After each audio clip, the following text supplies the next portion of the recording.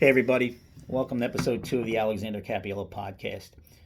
Uh, Yesterday, what a debacle was down there at Raymond James Stadium in Tampa, Florida. Tampa Bay Buccaneers 33 to Philadelphia Eagles 16. It didn't start out from the opening kickoff well at all. They let Baker Mayfield drive two consecutive possessions straight down the field. It was 14-0 before you knew it, 21-0. Uh, and that was it. The game was over. They made Baker Mayfield look like Joe Montana. It was just horrendous. I have a lot I need to get off my chest. The Eagles weren't prepared to play yet again. So we got to take a look at whether or not Nick Sirianni is on the chopping block. I know, he had 3 consecutive years where they made the playoffs and they did well, but what does he really do on the sidelines? He lets the offensive coordinator and the defensive coordinator handle the signal calling. He's just like a guy who's just oversees everything, but he's making a lot of bad decisions. At certain points of the game over the last couple seasons, and especially this season. This team could easily be 0-4, or they could be 4-0. They got the talent. They're just not getting everything out of them. These past 2 seasons. I think the quarterback situation here with Jalen Hurts, I think he's overrated. And I think he really needs to go. If they can somehow put a trade together, I know they're gonna have to eat some money, but he doesn't have the same explosiveness in his legs.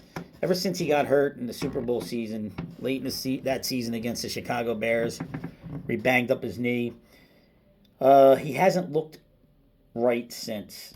He looks slower. He doesn't have that burst out of the pocket. He's not an accurate pocket passer, so he needs to be on the move to his right in order to be accurate. He has a career, completion percentage is 63.7%, and a lot of that is rolling out of the pocket. Sure, he'll make some plays here and there. But he's missed guys wide open over the middle of the field, throwing behind him, throwing low. It's like Donovan McNabb 2.0.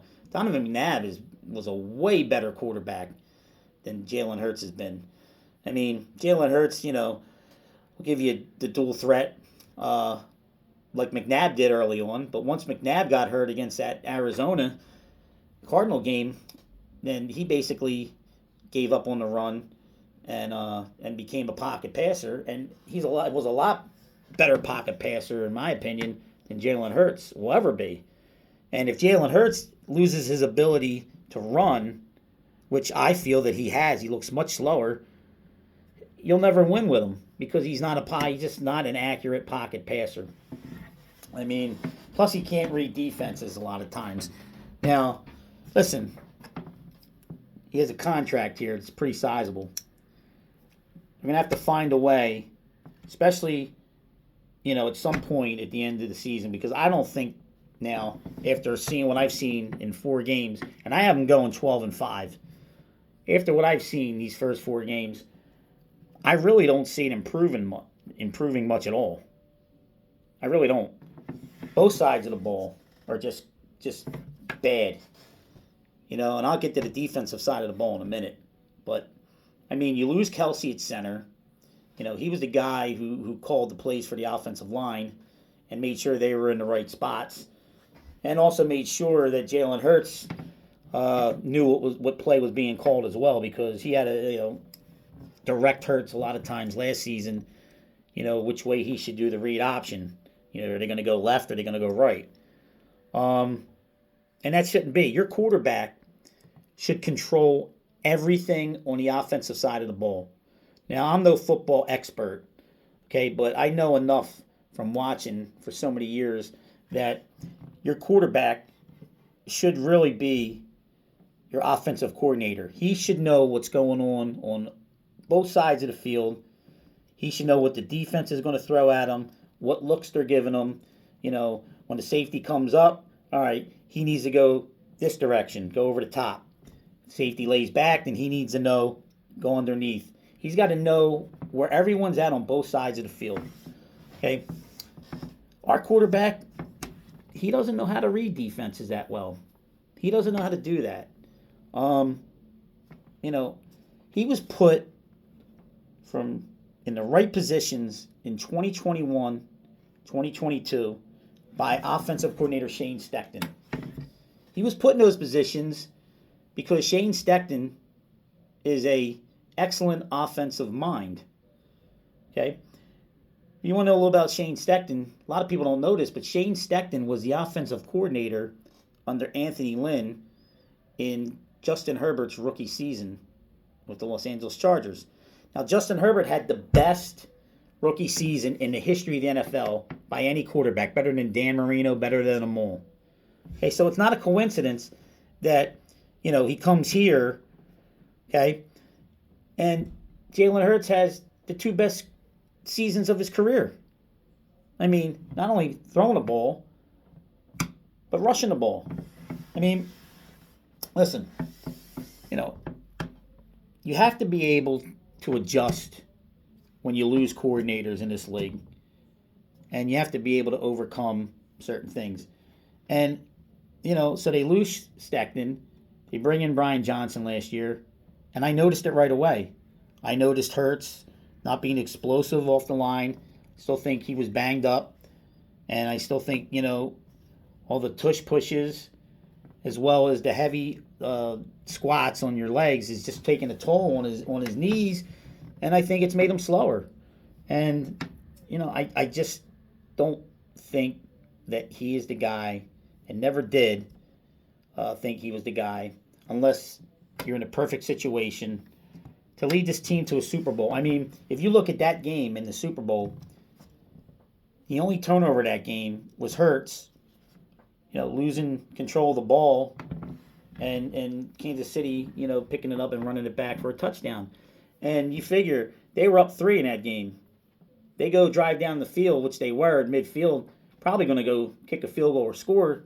You're up 6 to 10 points. That game changes. And it doesn't come down to the refs cheating, calling a holding call on C.J. Gardner-Johnson. So, I mean, so again, that's a, costly mistake by your quarterback. Now, everybody gives him a pass because of that season, but last season and already this season, it just isn't looking good. And you have to think, okay, with the head coach now, who's supposedly overseeing, both sides of the ball, and he's an offensive guy, Sirianni. I mean, you have to think, all right, well, he's got to be on the chopping block.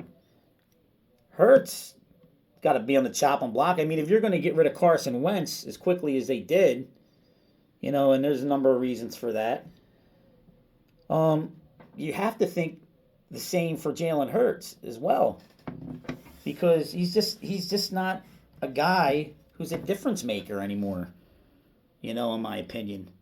So once a quarterback loses his legs, you better damn well be able to throw the ball, with accuracy from the pocket. So, they could better come back after the bye and right this ship, because I see it getting ugly. I really do. And when I mean ugly, I'm looking at, I don't see them winning more than 6-7 games now after, thinking they would go 12-5 and get to the NFC Championship game. So, now let's look at the defensive side of the ball. You lost Fletcher Cox. You really don't have, other than Brandon Graham, veteran presence. Brandon Graham's 36 years old. This is his last go around here. Thank you very much for your time. But really, he needed to go. You can't have a guy who really, I mean, he actually played well yesterday. He played decent, but he can't give you, more than 40 snaps in a game anymore. On the defensive, side of the ball, he just can't do it. And they're rotating these Georgia guys in and out. they're just other than Carter, who's playing really well, but he gasses out in these games, late in games, and at the end of last season. I mean, they're just coming up small. Nolan Smith, nowhere to be found. N'Kobe Dean, smallest side, you know, underachieving. Uh, Jordan Davis, a guy who is supposed to take over for Fletcher Cox. These guys, with the exception of a couple plays here or there, they're nowhere to be found. This team defensively has 6 sacks through 4 games. Now think about that. Over a full 17-game season, you're looking at a total of 25 sacks they're on pace for. That's horrendous. You're not stopping the run. I mean, and other than Quinyon Mitchell at corner, you're not stopping the pass. I mean, what's going on here? Nobody can tackle. Yesterday, nobody could tackle to save their life. I mean, I just don't understand. You bring in, Vic Fangio, who's supposed to be this big defensive guru, but the way I see it, I mean, Miami's defense last year was terrible. Go back to Denver when he was there. I mean, they weren't anything special. His claim to fame was going to a Super Bowl as a defensive coordinator for Harbaugh with San Francisco, back in 2013. His defenses were never really, standoutish. I mean, I just don't understand. They lost a lot of guys defensively from the 2022 season. You had Hargrave, and you brought in Lindell Joseph, Ndamukong Suh. You lost Reddick. I mean, why? I can see why Roseman didn't want to pay Reddick, the contract he was looking for. But man, I mean, they could really use him right now as an edge rusher. I mean, they brought in Bryce Huff from the Jets, and man, that's been a mess. The guy's had 1 tackle in 4 games. Zeros all down, all across the board. I mean, I just, it's been a total failure on both sides of the ball so far this season. And they're lucky they're not 0-4. I mean, I don't know. They got to right this ship, and they got to right it quick. And I'm hoping after the bye, you got Cleveland coming in, and, let's see what they can do there. Now, I'm looking at some things here, and, you look at Milton Williams, Jordan Davis, Jalen Carter. I mean, these guys are supposed to be guys that, are going to stop the run and get to the quarterback. It's just not happening. I mean, I don't know. But we got plenty of games to go, so we'll see what happens. I want to talk about Nick Sirianni. Here's a guy who, I'm thinking that he needs to be replaced, because as good as their record's been, I think it was the coordinator, Shane Steichen, pretty much running the show, and that really was evident last season when he wasn't there, and Nick Sirianni, he had to, get involved and make some decisions as far as play calling when Brian Johnson was an epic failure, and just oversee, most of the time just overseeing what was going on, as head coach. He's just not involved as much as he should be. I mean, you're an offensive guy. You came from Frank Reich's, coaching tree, over there in Indianapolis. You're supposed to be an offensive guy. I know you called some plays here and there the last couple seasons, but more so last season than this season. But, I mean, you have to be prepared coming in these games. I mean, you have to get involved more, because right now, you're coming off looking like an idiot, and it's just not going to sit well with this fan base here, and it's not. Now, I have a solution, what I think should happen. You know, as much as I love Howie Roseman as far as what he's done with the cap and being able to sign guys and bring guys in and so on and so forth, he's really not a good talent evaluator at all. If it's not in the top, 5, 10, he's really not a good, GM. Passed up on so many guys, especially at receiver. Could have had Justin Jefferson. Could have had a slew of other guys. And he just, for whatever reason, he just makes the wrong decision. Now, he's made some good decisions, but as far as, picking players, when it's, not cap oriented, he just isn't good. And unless it's a top 10 pick. And even when they chose Carson Wentz at number 2, for a couple years that seemed to work out. But in the end, you can't have, a number 2 pick in the draft not be your quarterback for 15 years. It just can't happen. So, I mean, and then as far as Jalen Hurts, you can't really have a second round pick as your franchise quarterback. How many second round picks have you seen in the history of the NFL going to be franchise quarterbacks? Not many. Can count them on probably one hand. I mean, so my solution is, and it might not be popular with some people, but I would, if I'm Jeffrey Lurie, I would demote Howie Roseman. Just make him the cap guy. I would bring in, you could keep him as a GM in title only, but just let him handle the cap. Now, I would bring in Bill Belichick after this season, because this season's pretty much, in my opinion, going to be done. I would bring in Bill Belichick, and I'd say, all right, listen, we'll give you 3 years, 3-year contract. You're 72 years old. You'll be 75 when it's done, and we'll part ways. But for 3 years, you will be the GM. You will fix the defense, which they have players. They have some players, especially on offense, but they have some players on defense. You will fix the defense. You will add guys to the defense. Okay?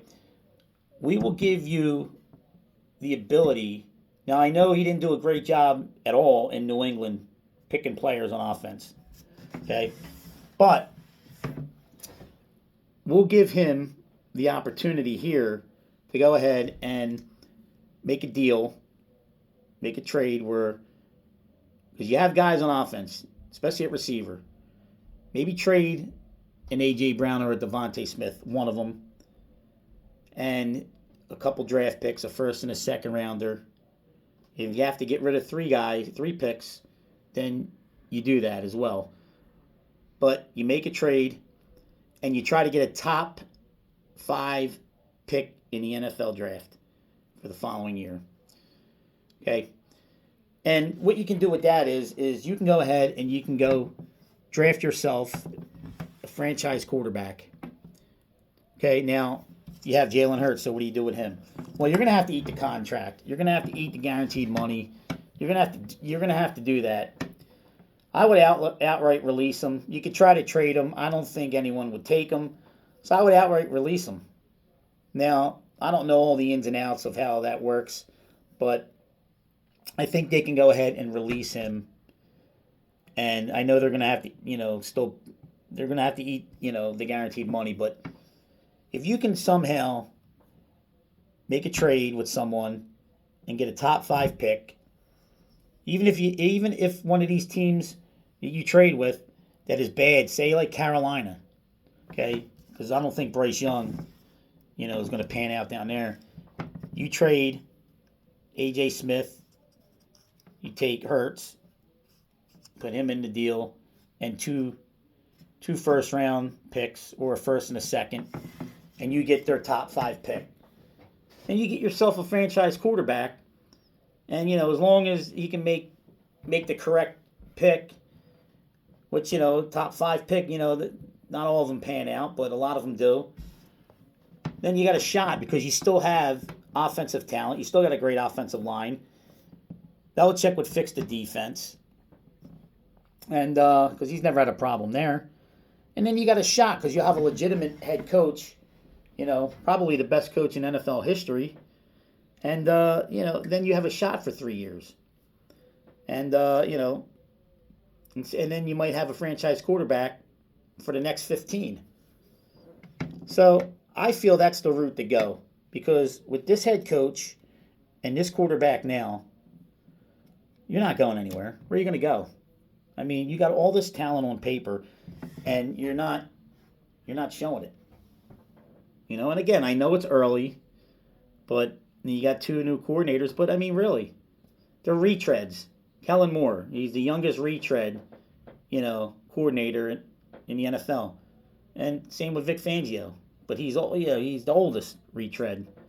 I mean, you got to come in, and you got to get guys here that have won elsewhere. We're talking about championships. Coordinators, whether they're from, former coordinators or head coaches in the NFL or former coordinators and head coaches in college football. Whether or not they have NFL experience or not, it is what it is. But you have to have, championship level, coaches in here. And right now, as much as I hate to say it, I'm not a big Bill Belichick fan. I think for 3 years and 3 years only, you bring him in and he'll fix the defense. And you give him the chance to go ahead and, get rid of a couple guys, on offense. Preferably, I would do A.J. Brown and try to mix in Jalen Hurts and see if anybody would take him. He would certainly be an upgrade over the kid down in Carolina. And then go from there, and then just get your franchise quarterback. I mean, what do you got to lose, Other than that, I mean, week by week, you're going to see with this team, in my opinion, you're going to see good weeks. You're going to see bad weeks. You're always going to see sloppy play. Because when you don't have a prepared team, and that starts with the coach, you're going to see sloppy play. You're going to see penalties. You're going to see all kinds of stuff. I mean, you watch games around the league. Most of the product is terrible. But you look at the good quarterbacks. The good to great quarterbacks find a way to, keep your team in the game, and give you a chance even when you don't have enough. You look at the Chargers, yesterday. I mean, Herbert's banged up. They're winning that game, and now they don't have really anybody at running back or receiver, and they're hanging around against Kansas City. Now Kansas City's banged up too, but you look at what went on in that game. I mean, Herbert got nailed 2 or 3 times and held on to the ball. How he did, I don't know, but that's what you want in your quarterback. You want a big, strong quarterback that's able to take a hit, able to throw the ball down the field, doesn't have to run out of the pocket to do it, but can escape the pocket when needed, and to be able to not turn the ball over and hold on to the football. And we just don't have that, and we haven't had that, And I just feel that this needs to change, and we need to get back, to having, a quarterback that's big and strong, and say what you want. McNabb was a 6'3", 6'4" quarterback who wasn't the most accurate. Would frustrate you numerous times. But we got the 5 NFC Championship games with him and Andy Reid, and it's just painful to see what's going on these last few years down there in Kansas City. And we had Andy Reid, and he was the GM, he was everything here, and he always put a good product on the field. He really did. It's sad. I think if Andy Reid would have stayed here, he would have got us a Patrick Mahomes type quarterback. I really do believe that. He's the one that moved up in the draft, 2017 to get Patrick Mahomes at number 10. So, but he always was prepared. And I know he had issues with clock management and things like that, but, he was always prepared. And you knew that every year you had a shot to get to the Super Bowl. This team, you just don't. That one year was, for me, it was a one year one hit wonder, and changes need to be made. And I'm looking forward to see how they come out after the bye, and see if any significant adjustments were made. But it doesn't look good. So anyway, let's have an exciting game tonight between Detroit and Seattle. Then we got another game between Miami and Tennessee.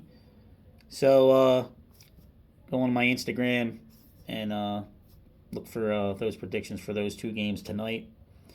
And I hope you enjoyed the show here.